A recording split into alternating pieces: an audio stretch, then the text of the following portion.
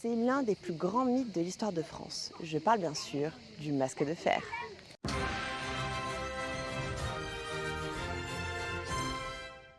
Et vous savez peut-être qu'il a été détenu ici dans les Alpes-Maritimes et plus précisément sur l'île Sainte-Marguerite.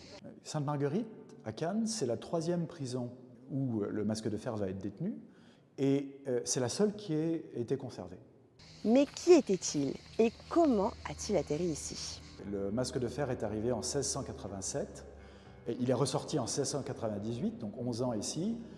De cette période-là, on connaît très peu de choses. La volonté, c'était de gommer l'existence de ce prisonnier. Il n'est pas censé être là, il n'est pas censé exister. Alors oui, quand même, c'est pas rien, mais plus sérieusement, c'était quoi ces conditions de détention? Et il fallait donc rentrer par une porte qui se trouvait à peu près ici. Et on pénétrait 3 portes pour entrer. Et le protocole était très strict. Il est fouillé régulièrement. On fouille l'ensemble de son mobilier, on vérifie les grilles aux fenêtres.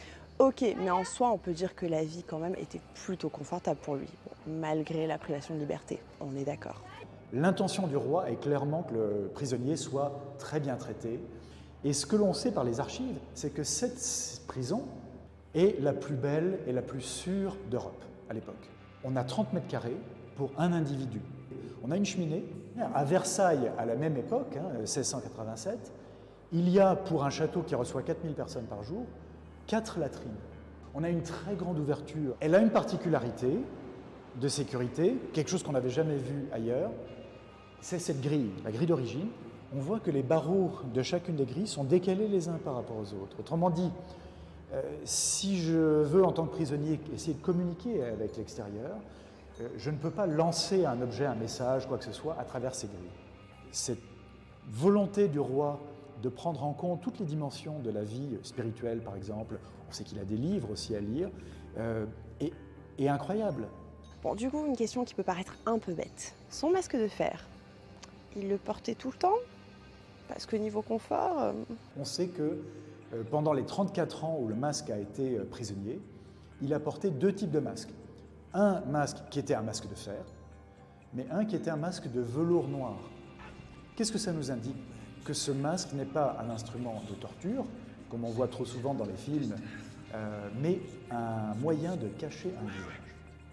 Le masque en velours noir, c'était quelque chose qu'on avait assez régulièrement dans la société. L'idée, c'est un visage qu'on ne doit pas reconnaître. Est-ce qu'il le porte en permanence? Non. Pourquoi tant de mystère? Sait-on enfin qui était le masque de fer? Il y a une dimension personnelle dans cette histoire-là. Sinon, on ne comprend pas comment ce prisonnier sort du lot. On connaît son nom depuis déjà pas mal de temps, depuis 1890, donc ce n'est pas une découverte récente.